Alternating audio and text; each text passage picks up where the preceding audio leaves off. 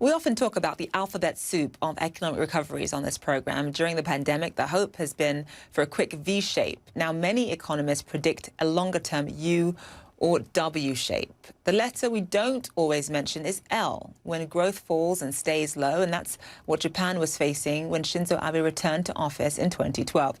Decades of stagnation.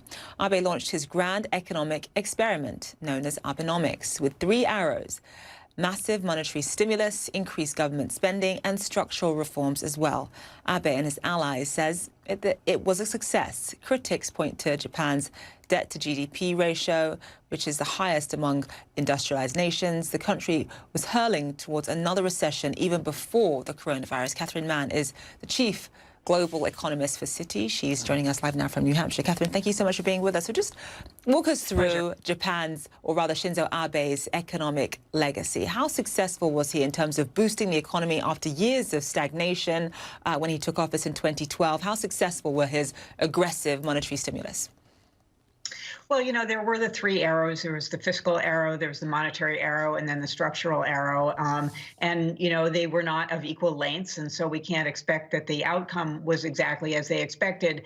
But I think one of the challenges that Japan really faced, and Abe with his programs, is that it's very hard to do monetary stimulus in a global economy. You know, it's very hard for those very low interest rates, which were in place in Japan for an extended period of time, to actually generate the kind of domestic investment that would have been necessary in order to lift the economy. So in some sense, you know, we can also argue that whatever the multipliers might have been, because of the structural issues, were not as large as they would have hoped for. So, you know, it really is a point, you know, and then of course on the fiscal side, a couple of tax increases there were not helpful in terms of generating economic activity either. So, you know, on each one of the arrows, you know, some of the feathers were not really in place, and so they didn't go quite the way that you would have expected.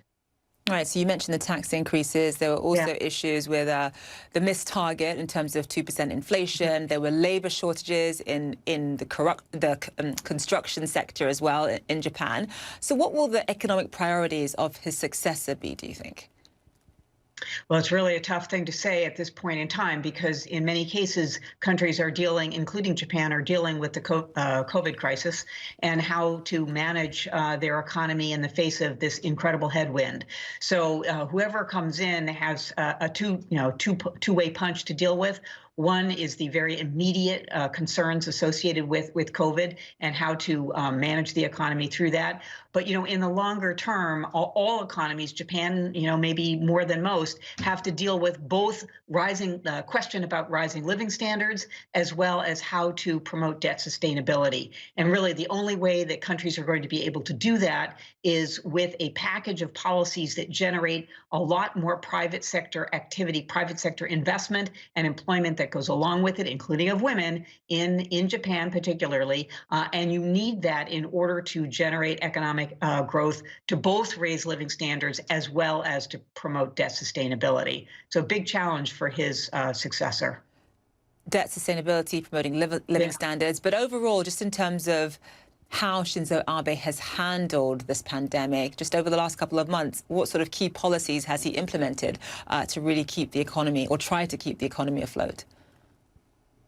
Well, Japan has taken a slightly less aggressive approach to some of the issues or strategies for dealing with COVID, in part because the economy and its participants are already used to things like wearing masks, a very common thing in Japan, and, you know, hand washing and so forth. So some of the basic issues of how to handle COVID was something that is sort of business as usual in Japan. Now, in terms of testing and in terms of addressing some of the other hotspots, again, Japan was in the position of being relatively better off earlier throughout this crisis. We'll see how things proceed going forward.